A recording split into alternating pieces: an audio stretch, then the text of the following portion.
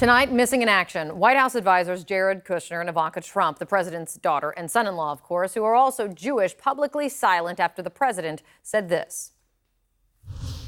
If you vote for a Democrat, you're very, very disloyal to Israel and to the Jewish people.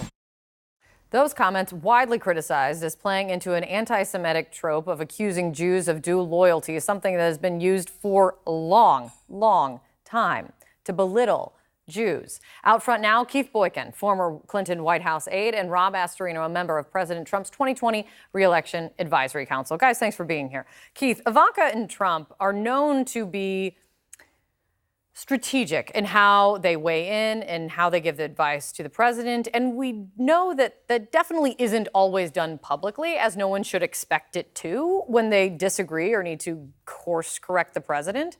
But why do you think they're choosing to stay silent on this? Because it often leaks out. Yeah, I mean, I think I don't have any special insight into Ivanka Trump's brain or what she's thinking or her relationship with her dad.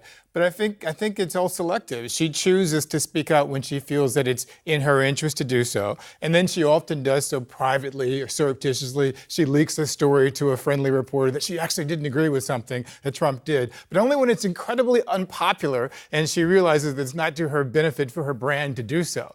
But on most occasions, she's not inclined to speak out against her father, even as their father makes anti-Semitic statements to the public, even as he calls himself the second coming of God, even as he says he's the king of Israel, even as he looks to the skies and says, I am the chosen one. Ivanka remains silent in the midst of all the chaos and stupidity of the Trump administration. Rob, what do you think of it? Well, they're on vacation. Let's start with that. They're on a family vacation in Wyoming, and she's putting that on Instagram. And I think if you go back in time on some of the, quote, controversial things, I think they are back, though. And regardless, when you're working for the White House, I talk to any administration. I don't think you're really ever on vacation. I know. But, you know, they are entitled to downtime. And if you look at her Twitter account, she lists in her bio, mother, daughter, sister, wife, and fifth is advisor to the president. Because she's not qualified to be an advisor to the president. That's not the reason. The reason is, you know, they have a life with kids, and they're trying to raise their kids, and so she's not going to comment on everything publicly. Having kids is not an excuse for your silence in the face of anti-Semitism. If she has something to say to her dad, she says it in private. And I think that's the relationship that it should be. But some folks inside the White House have conceded to CNN that they think when it comes to this disloyalty remark, it went too far. I mean, it has been widely criticized as I mean, you know that is a long-time anti-Semitic trope. Don't you agree? I think... Isn't that a crisis moment in a White House? Well, I don't think he should have said things like that. I think he's got to be really careful with how he chooses his words. But I think what he meant to say is, and this is true, that, you know, traditional Democratic bloc voters, African Americans, Hispanics, Jewish voters, you really need to start looking at an alternative, and that alternative is the Republican Party and this president because of what has happened for groups across the spectrum. Everyone is doing better than they were 3 years ago. And that's the argument he's going to make. Anti-Semitic incidents have increased by 57% since Trump became president. You can't blame How are people doing better when people are chanting in Charlottesville, chanting, Jews will not replace us, and the president is morally ambiguous, threatening that these people might be very fine people. How are things doing better when there's a shooting, a mass shooting at the Tree of Life Synagogue in Pittsburgh, and the president blames the synagogue for not having guards there to protect themselves? How are people doing better when the president is tweeting out anti-Semitic tropes, calling Hillary Clinton anti-Semitic, and Kevin McCarthy and GOP are also engaged in the same things, attacking Tom Steyer, George Soros, and Mike Bloomberg?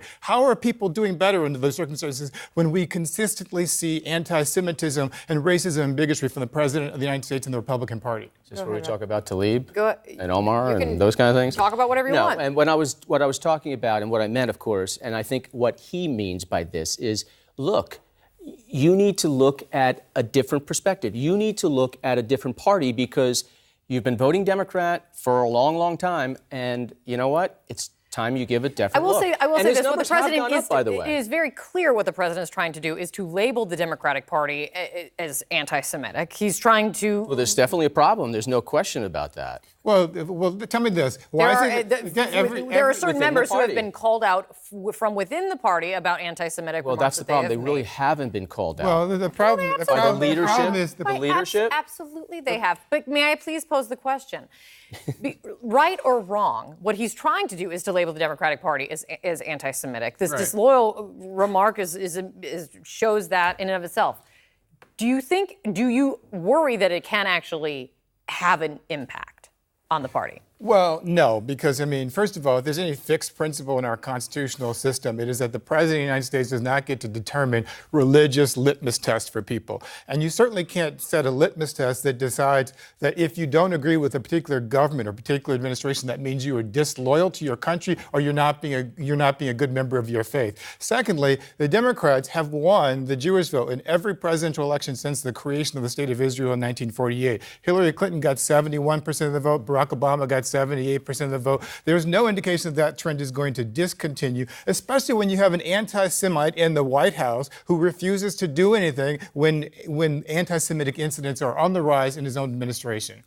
Rob. Well, that's projection. Right now, you've got a cancer growing in the halls of Congress, members of the Democratic Party. Some Democratic Jewish leaders have certainly spoken out against what they've seen. And unfortunately, though, when it really came to the rubber meeting the road, they would not specifically condemn them in their congressional. I will say, though, it does not resolutions. help. As we leave it here, it does not help, though, for the Republican Party hearing what you do hear from the president on the top. Really quick, because I'm just curious. Do you think Jared Kushner and Ivanka Trump, do you think they have the kind of weight that people try to say that they do with the president? Yeah. I think as any son-in-law and daughter would, definitely. I think they talk in private. They should. Again, then when there is a crisis and your father slash it's boss all is about being grifting accused and of branding. anti-Semitism, But I do whatever wonder works why. for their All right. brand It's not is fair to what they expect them will to speak out put out against him there. in public. That's just It's not fair to expect them to That's what speak out you don't against expect. anti-Semitism. Out front